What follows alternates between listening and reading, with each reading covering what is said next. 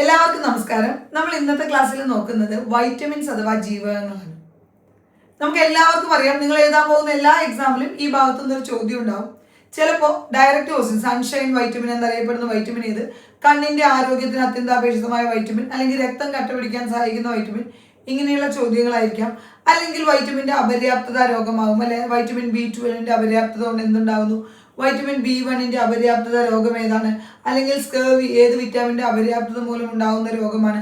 ഇങ്ങനെയുള്ള ചോദ്യങ്ങൾ നമ്മൾ PSCയുടെ ആയിക്കോട്ടെ, അല്ലെങ്കിൽ RRBയുടെ ആയിക്കോട്ടെ, അതും അല്ലെങ്കിൽ നമ്മുടെ സർവീസ് കോപ്പറേറ്റീവ് ബാങ്കുകളിലേക്ക് നടക്കുന്ന എക്സാമുകളിൽ ധാരാളം തവണ വൈറ്റമിൻ്റെ ഭാഗത്ത് ചോദ്യം വന്നിട്ടുണ്ട്. വൈറ്റമിൻസ് അല്ലെങ്കിൽ ജീവകങ്ങൾ നമുക്ക് അത്രയും പഠിക്കാനും ആവശ്യമാണ്. നമ്മുടെ ശരീരത്തിലും വൈറ്റമിൻ വളരെയധികം ഇമ്പോർട്ടൻ്റ് ആയിട്ടുള്ള എൻസൈംസ് എന്നറിയപ്പെടുന്ന വൈറ്റമിൻസ് അഥവാ ജീവകങ്ങളുമായി ബന്ധപ്പെട്ട കാര്യങ്ങൾ നമുക്ക് നോക്കാം. നമ്മൾ അറിഞ്ഞിരിക്കണം, കാരണം ഏതൊക്കെ വൈറ്റമിനാണ് നമ്മുടെ ശരീരത്തിന് അത്യന്താപേക്ഷിതമായത് എന്നെല്ലാം അറിഞ്ഞിരിക്കണം. നോക്കൂ, വൈറ്റമിൻ എന്ന പേര് നൽകിയത് ആര്? ഇത് ഒരുപാട് തവണ ചോദിച്ചിട്ടുള്ള ഒരു ചോദ്യമാണ്. വൈറ്റമിൻ എന്ന പേര് നൽകിയത് കാസിമർ ഫങ്ക് ആണ്. ഓക്കെ, കാസിമർ ഫങ്ക് എന്ന് പറയുന്ന വ്യക്തിയാണ് വൈറ്റമിൻ എന്ന പേര് നൽകിയത്. നിങ്ങൾ ഫ്രെഡറിക് ഹോഫ്കിനെയും നിങ്ങൾ വൈറ്റമിന്റെ കണ്ടുപിടുത്തവുമായി ബന്ധപ്പെട്ട് നൊബേൽ ലഭിച്ച വ്യക്തിയാണ് ഫ്രെഡറിക് ഹോഫ്കിൻ എന്ന് ഓർത്തു വയ്ക്കുക. വൈറ്റമിനുകളെ രണ്ടായി ക്ലാസിഫൈ ചെയ്യുന്നു. Vitamin A, D, E, K ഇവ ഫാറ്റ് സൊല്യൂബിൾ വൈറ്റമിൻ ആണ്. വൈറ്റമിൻ B കോംപ്ലക്സും സിയും വാട്ടർ സൊല്യൂബിൾ ആണ്. ഇത് ഒരുപാട് തവണ ചോദിച്ചിട്ടുണ്ട്. താഴെ തന്നുള്ളവയിൽ ഫാറ്റ് സൊല്യൂബിൾ അല്ലാത്ത വൈറ്റമിൻ ഏത്, അല്ലെങ്കിൽ വാട്ടർ സൊല്യൂബിൾ ആയ വൈറ്റമിൻ ഏതെന്ന് നമ്മളോട് ചോദ്യം ഉണ്ടാവും. Vitamin A, D, E, K fat soluble വൈറ്റമിനും, വൈറ്റമിൻ ഇയും K, A, D ഇതെല്ലാം ഫാറ്റ് സൊല്യൂബിൾ ആണെങ്കിൽ വൈറ്റമിൻ ബിയും സിയും വാട്ടർ സൊല്യൂബിൾ വൈറ്റമിൻ ആണെന്ന് ഓർത്തു വെക്കുക. വൈറ്റമിനുകളെ കുറിച്ചുള്ള പഠനമാണ് വൈറ്റമിനോളജി. വൈറ്റമിനുകളെ കുറിച്ചുള്ള പഠനം എന്താണ്? വൈറ്റമിനോളജി എന്ന് ഓർത്തു വെക്കുക. എൻസൈംസ് എന്നറിയപ്പെടുന്നത് ഏതാണ്? വൈറ്റമിൻസ് ആണ്. എൻസൈംസ് എന്നറിയപ്പെടുന്നത് ആരാണ്? വൈറ്റമിൻസ് ആണെന്ന് ഓർത്തു വെക്കുക. ഇനി നമുക്ക് ഓരോ വൈറ്റമിനായിട്ട് എടുത്ത് പഠിക്കാം. അപ്പൊ അതിൽ ആദ്യം തന്നെ എങ്ങനെയാ പഠിക്കുക? കൊഴുപ്പിൽ ലയിക്കുന്ന 4 പേരെ ഒരുമിച്ച് പഠിക്കാം. എല്ലാ വൈറ്റമിനെയും നമ്മൾ വിളിക്കാനുള്ള എളുപ്പത്തിന് വേണ്ടിയിട്ടാണ് A, D, E, K, B, C ഇങ്ങനെ എല്ലാ പേര് നൽകിയിരിക്കുന്നത്. അപ്പൊ നിങ്ങൾക്ക് ഇതിന് ഈ നോട്ട് വളരെ കൃത്യമായി തയ്യാറാക്കി ഈ നോട്ട് ആവശ്യമുണ്ടെങ്കിൽ ഞാൻ നേരത്തെ തന്നെ പറഞ്ഞല്ലോ, +PSC എന്നുള്ള ടെലിഗ്രാം ചാനലില് ക്ലാസ്സുകളും അതേപോലെ തന്നെ വീഡിയോ ക്ലാസ്, അതേപോലെ തന്നെ PDF നോട്ട്, എക്സാമുകൾ, ക്വിസുകൾ മുഴുവനായിട്ടും അപ്ലോഡ് ചെയ്യുന്നുണ്ട്. അപ്പോൾ നിങ്ങൾ ജസ്റ്റ് ഒന്ന് ഫോളോ ചെയ്താൽ മതി. ആ പേജ് ടെലിഗ്രാം ആണ്, പുതിയ ചാനലാണ്. +PSC ഫസ്റ്റ് കമന്റിൽ പിൻ ചെയ്തിട്ടുണ്ടാവും കേട്ടോ ചാനൽ. ഇതേ നോട്ട് നമ്മൾ അവിടെ അപ്ലോഡ് ചെയ്ത് തരുവേ. കാരണം ഇനി ഈ നോട്ട് പഠിച്ചു കഴിഞ്ഞാൽ ഈ ക്ലാസ് ഒരു തവണ കണ്ടുപഠിച്ചാൽ പിന്നെ നിങ്ങൾക്ക് വൈറ്റമിൻ്റെ ഭാഗത്ത് ഏത് ചോദ്യം ചോദിച്ചാലും എഴുതാൻ പറ്റും. ഓക്കെ, നമ്മൾ 50 ദിവസം 50 ടോപ്പിക്കിൽ എല്ലാം തന്നെ ഇതുപോലെ സ്ഥിരം ചോദ്യം വരുന്ന റാങ്ക് മേക്കിംഗ് ആയിട്ടുള്ള ക്ലാസ്സുകളാണ് ഉൾപ്പെടുത്തുന്നത്. അപ്പൊ നോക്കൂ, കണ്ണിന്റെ ആരോഗ്യത്തിന് അത്യന്താപേക്ഷിതമായ വൈറ്റമിനാണ് വൈറ്റമിൻ A. റെറ്റിനോൾ, ഞാൻ പറഞ്ഞല്ലോ നമ്മുടെ സൗകര്യത്തിനാണ് നമ്മൾ അതിന് ABCDE എന്നൊക്കെ പേര് കൊടുത്തിരിക്കുന്നത്. ഇതിനൊക്കെ ഒരു കെമിക്കൽ നെയിം ഉണ്ട്. വൈറ്റമിൻ എയുടെ കെമിക്കൽ നെയിമാണ് റെറ്റിനോൾ. റെറ്റിന എന്ന് പറയുമ്പോൾ തന്നെ നിങ്ങൾക്ക് കണ്ണിനെയല്ലേ ഓർമ്മ വരുന്നത്? കണ്ണിന്റെ ആരോഗ്യത്തിന് അത്യന്താപേക്ഷിതമായ വൈറ്റമിൻ ആണ് റെറ്റിനോൾ. ഓക്കെ, കണ്ണിന്റെ ആരോഗ്യത്തിന് അത്യന്താപേക്ഷിതമായ വൈറ്റമിൻ റെറ്റിനോൾ. ബീറ്റ കരോട്ടിൻ എന്നറിയപ്പെടുന്നത് pro vitamin A. Beta carotene എന്തെന്നറിയപ്പെടുന്നു? പ്രോ വൈറ്റമിൻ A എന്നറിയപ്പെടുന്നു. നമ്മുടെ ക്യാരറ്റിലൊക്കെ ധാരാളമായിട്ട് അടങ്ങിയിരിക്കുന്നതാണ് ബീറ്റ കരോട്ടിൻ. അത് വൈറ്റമിന്റെ ആദ്യ രൂപമാണ്. അതാണ് പിന്നീട് വൈറ്റമിൻ A ആയി മാറുക. അപ്പൊ പ്രോ വൈറ്റമിൻ A എന്നറിയപ്പെടുന്നത് ഏതാണ്? ബീറ്റ കരോട്ടിൻ ആണ്, അല്ലെങ്കിൽ വൈറ്റമിൻ എയുടെ ആദ്യ രൂപമാണ് pro vitamin A, beta carotene എന്ന് ഓർക്കുക. പാലിലും ഇലക്കറികളിലും ഒക്കെ ധാരാളമായി അടങ്ങിയിരിക്കുന്നു. എപ്പോഴും ഇപ്പൊ നമ്മൾ ഒരു ഹെൽത്ത് സെന്ററിലോ ഒക്കെ പോയി കഴിഞ്ഞാൽ വൈറ്റമിൻ ചാർട്ട് കാണും. വൈറ്റമിൻ A ഇതിലുണ്ട്, വൈറ്റമിൻ B ഇതിലുണ്ട്, വൈറ്റമിൻ C ഇതിലുണ്ട് എന്നൊക്കെ. പാലായിരിക്കും അതിൽ ഒരുപാട് എണ്ണത്തിൽ കോമൺ ആയിട്ട് വരിക.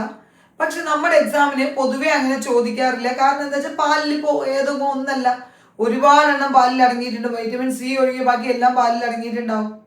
അപ്പൊ അതുകൊണ്ട് ഏതിൽ അടങ്ങിയിരിക്കുന്നു ഏതിൽ അടങ്ങിയിട്ടില്ല എന്ന് ചോദിക്കില്ല. സാധാരണയായിട്ട് ചോദിക്കുക ഒരു വൈറ്റമിന്റെ കെമിക്കൽ നെയിം ചോദിക്കും. ആ വൈറ്റമിൻ നമ്മുടെ ഏത് ശരീരഭാഗത്തിനാണ് ഏത് ഭാഗത്തിന്റെ പ്രവർത്തനത്തിനാണ് ഏറ്റവും ആവശ്യമെന്ന് ചോദിക്കും. സ്വാഭാവികമായും അതിന്റെ അപര്യാപ്തത ശരീരത്തിന്റെ ആ ഭാഗത്തെ ആയിരിക്കുമല്ലോ ബാധിക്കുക. ഇപ്പൊ വൈറ്റമിൻ എയുടെ അപര്യാപ്തത കണ്ണിനെ ആയിരിക്കുമല്ലോ ബാധിക്കുക. ഇത്തരം ചോദ്യങ്ങൾ നിർബന്ധമായും പഠിച്ചിട്ട് പോകണം. വൈറ്റമിൻ A റെറ്റിനോൾ ആണ്, കണ്ണിന്റെ ആരോഗ്യത്തിന് അത്യന്താപേക്ഷിതമാണ്. വൈറ്റമിൻ എയുടെ ആദ്യ രൂപമായ പ്രോ വൈറ്റമിൻ A ആണ് ബീറ്റ കരോട്ടിൻ എന്ന് ഓർത്തു വയ്ക്കുക. പാലിലും ഇലക്കറികളിലും ക്യാരറ്റിലും ഒക്കെ ധാരാളമായി അടങ്ങിയിരിക്കുന്നു.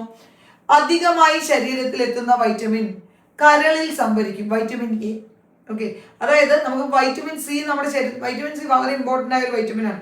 നമ്മളത് വിചാരിച്ച് കൂടുതലായിട്ട് കഴിച്ചാൽ അത് മൂത്രത്തിൽ കൂടെ പോകും. പക്ഷേ വൈറ്റമിൻ എ കരളിൽ എന്ത് ചെയ്യുന്നു?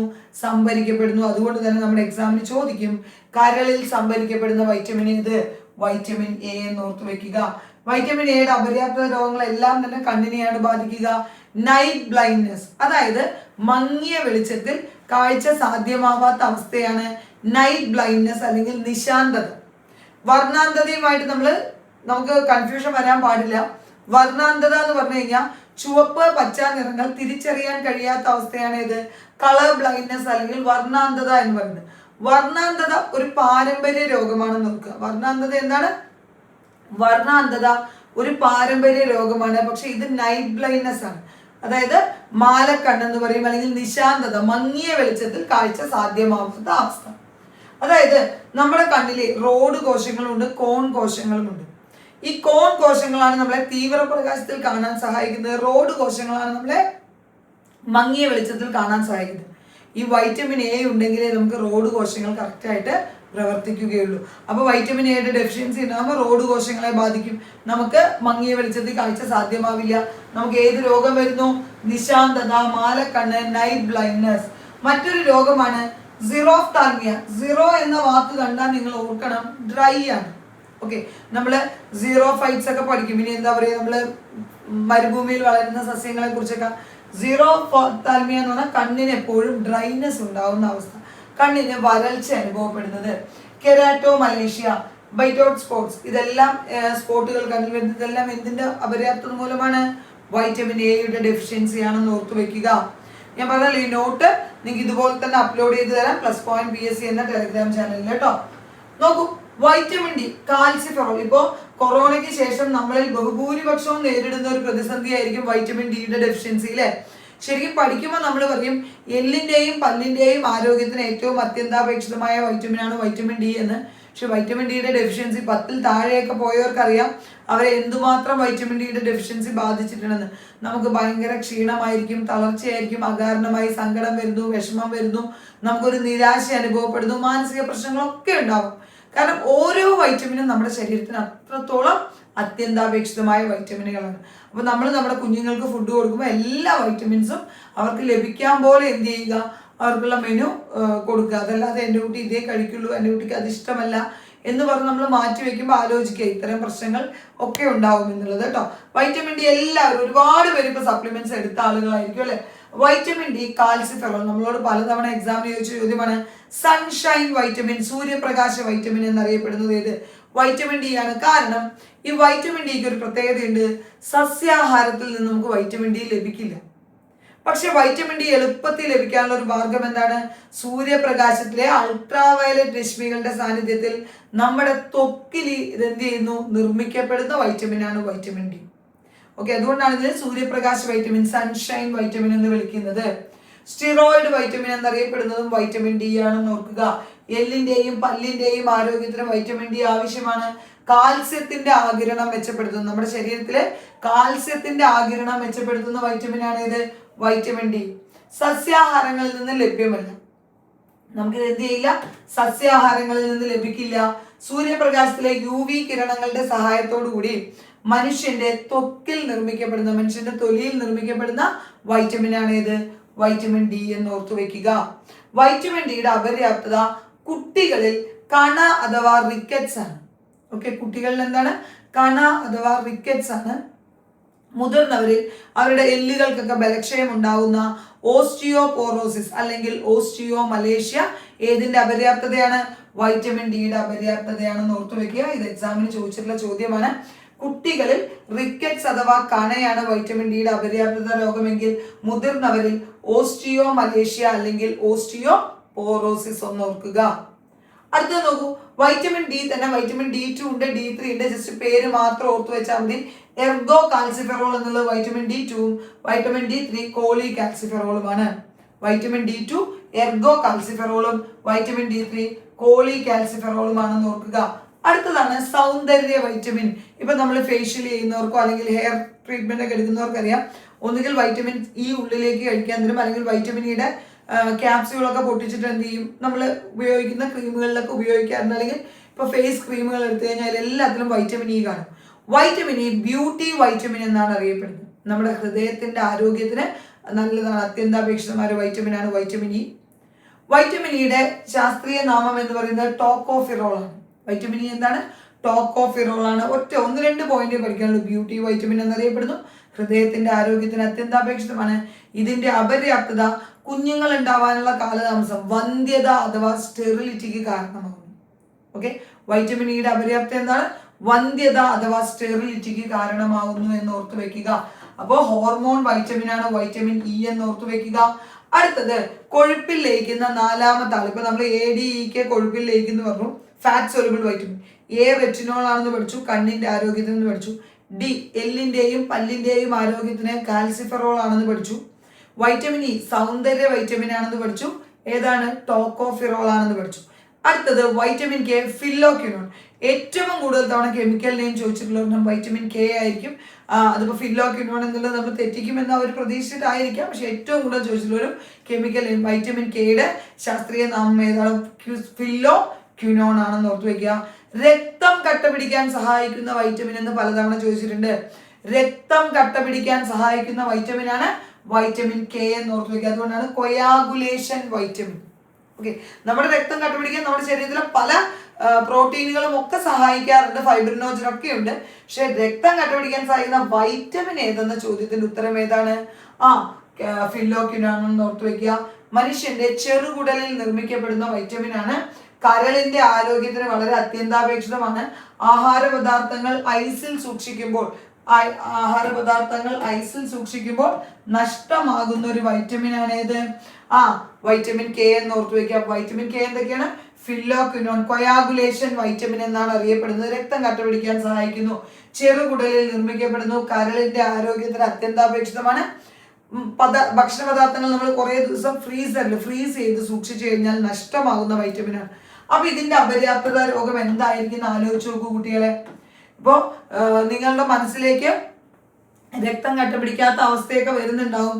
രക്തം കട്ടപിടിക്കാൻ കാലതാമസം വരുന്ന ഹെമറേജ് ആണ് എന്തിന്റെ? വൈറ്റമിൻ കെയുടെ അപര്യാപ്തത രോഗം. ഹീമോഫീലിയ അല്ല എന്ന് ഓർത്തു വെക്കണേ. ഹീമോഫീലിയ വൈറ്റമിൻ കെയുടെ അപര്യാപ്തത രോഗമല്ല. ഹീമോഫീലിയ ഒരു പാരമ്പര്യ രോഗമാണ്. അതായത് അച്ഛനുണ്ടെങ്കിൽ അച്ഛനിലൂടെ ആൺമക്കളിലേക്ക് ലഭിക്കുന്ന ഒരു പാരമ്പര്യ രോഗമാണ് ഹീമോഫീലിയ, രാജകീയ രോഗം എന്നൊക്കെ അറിയപ്പെടുന്നത്. അത് രക്തം കട്ടപിടിക്കാത്ത അവസ്ഥ. ഇവിടെ അതല്ല. ഇവിടെ വൈറ്റമിൻ കെയുടെ ഡെഫിഷ്യൻസി ഉണ്ടെങ്കിൽ രക്തം കട്ടുപിടിക്കാൻ കാലതാമസം വരും. അതിനെയാണ് ഹെമറേജ് എന്ന് പറയുന്നത്. ഓക്കെ, അപ്പോൾ ഹെമറേജ് ആണ് വൈറ്റമിൻ കെയുടെ അപര്യാപ്തത രോഗം. ഞാൻ നേരത്തെ തന്നെ പറഞ്ഞു. ഇപ്പൊ വർണ്ണാന്തത കണ്ടാൽ നിശാന്തതയുമായിട്ട് എന്ത് ചെയ്യരുത്? മാറിപ്പോകരുത്. നിശാന്തത വൈറ്റമിൻ എയുടെ അപര്യാപ്തത. ഓക്കെ, വർണ്ണാന്തത പാരമ്പര്യ രോഗം, ഹെമറേജ് വൈറ്റമിൻ കെയുടെ അപര്യാപ്തത. എന്നാൽ നമ്മുടെ ഏത്? ഹീമോഫീലിയ ഒരു പാരമ്പര്യ രോഗം. അപ്പൊ നമ്മള് വൈറ്റമിൻ ADEK ഫാറ്റ് സോലുബിൾ 4 ആളെ പഠിച്ചു. അടുത്തതാണ് വൈറ്റമിൻ ബി കോംപ്ലക്സും സിയും. അതിൽ ഏറ്റവും കൂടുതൽ പോയിന്റ് പഠിക്കാനുള്ളത് സി ആയതുകൊണ്ട് നമുക്ക് ജസ്റ്റ് സി ഒന്ന് പഠിച്ചു പോവാം. Vitamin C ascorbic acid.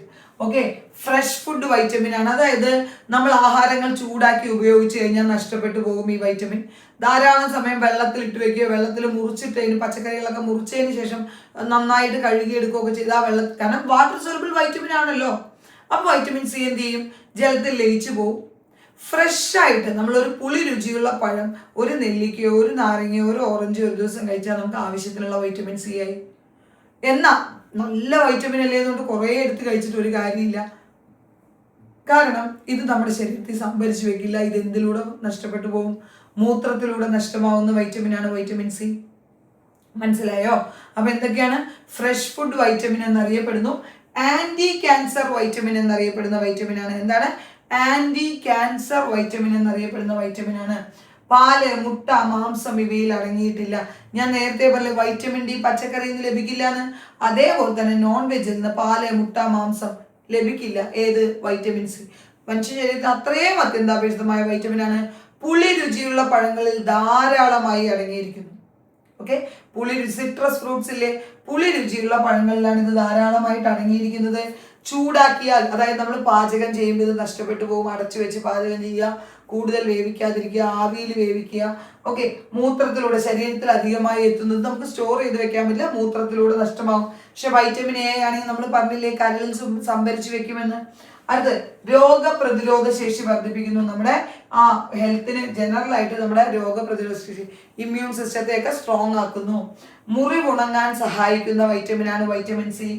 ആദ്യമായി കൃത്രിമമായി നിർമ്മിച്ച വൈറ്റമിനും വൈറ്റമിൻ സി ആണ്. കാരണം എന്താണെന്നറിയോ, അത്രയും പ്രധാനപ്പെട്ട വൈറ്റമിനാണ്. അതുകൊണ്ടാണ് ഇതിന്റെ അപര്യാപ്തത രോഗം മൂലം നമ്മുടെ മോണേന്ന് ഗം ബ്ലീഡിങ് ഉണ്ടാവില്ലേ, അതുണ്ടാവും. അതേപോലെ തന്നെ സ്കർവി, നാവികരുടെ പ്ലേഗ് എന്നറിയപ്പെടുന്ന സ്കർവിക്ക് കാരണമാവുന്നത് വൈറ്റമിൻ സിയുടെ അപര്യാപ്തതയാണ്. നിങ്ങൾ ആലോചിച്ച് നോക്കൂ. അതായത് ഇപ്പൊ കപ്പലിൽ പോവുകയോ ഷിപ്പിലൊക്കെ പണ്ടത്തെ കാലത്ത് ഒരുപാട് ദൂരം ഒന്നിച്ച് യാത്ര ചെയ്യുന്നവർക്ക് ഇന്നത്തെ പോലെ സപ്ലിമെന്റ്സ് ഒന്നുമില്ല. അപ്പൊ അവർക്ക് ഫ്രഷ് ഫുഡ് കിട്ടില്ല. അപ്പൊ അവർക്ക് വൈറ്റമിൻ സിയുടെ ഡെഫിഷ്യൻസി ഉണ്ടാവും.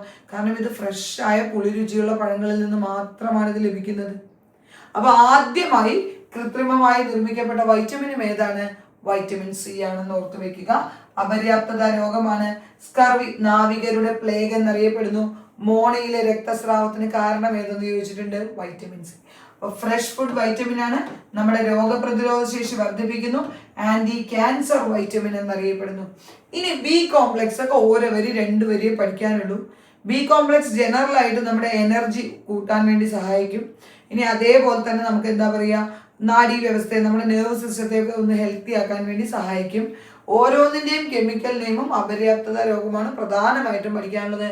വൈറ്റമിൻ B1 തൈമിൻ കേൾക്കുമ്പോൾ തന്നെ നിങ്ങൾക്കറിയും അരിയുടെ തവിടിൽ ധാരാളമായി അടങ്ങിയിരിക്കുന്ന വൈറ്റമിൻ ഏതെന്ന് കൊണ്ട് പലപ്പോഴും എക്സാമിന് ചോദിച്ചിട്ടുള്ള ചോദ്യമാണ്. അരിയുടെ തവിടിൽ അടങ്ങിയിരിക്കുന്ന വൈറ്റമിൻ ആണ് വൈറ്റമിൻ B1 അഥവാ തൈമിൻ. തൈമിന്റെ അപര്യാപ്തത രോഗമാണ് ബെറി. തുടർച്ചയായി മദ്യപിക്കുന്നവരിൽ, സ്ഥിരമായി മദ്യപിക്കുന്നവരിൽ ഏത് വൈറ്റമിന്റെ അപര്യാപ്തത കാണപ്പെടുന്നു? വൈറ്റമിൻ B1 തൈമിൻ ചോദിച്ചിട്ടുള്ള ചോദ്യമാണ്. സോ വൈറ്റമിൻ B1 ആണ് തൈമിൻ. അരിയുടെ തവിടിൽ അടങ്ങിയിരിക്കുന്നു. നമ്മുടെ നാഡീ വ്യവസ്ഥ, നെർവ് സിസ്റ്റത്തിന് ശരിയായ പ്രവർത്തനത്തിന് ആവശ്യമാണ്. അരിയുടെ തവിടിൽ അടങ്ങിയിരിക്കുന്നു. തുടർച്ചയായി മദ്യപിക്കുന്നവരിൽ B1 കുറവായിരിക്കും. അപര്യാപ്തത രോഗം ബെറി. അടുത്തത് വൈറ്റമിൻ B2 റൈബോഫ്ലാവിൻ. നമ്മൾ വായയിൽ പുണ്ണ് വരുമ്പോൾ ബി കോംപ്ലക്സ് വാങ്ങി കഴിക്കാറില്ലേ? റൈബോഫ്ലാവിന്റെ അപര്യാപ്തത വായയിൽ പുണ്ണിന് കാരണമാകും. ബി കോംപ്ലക്സ് ആ വാങ്ങാറ്, ഈ ബി എല്ലാം ഉണ്ടാവുന്നത്. വൈറ്റമിൻ B2 റൈബോഫ്ലാവിൻ എക്സാമിന് ചോദിക്കുന്ന ഒരു ചോദ്യമുണ്ട്.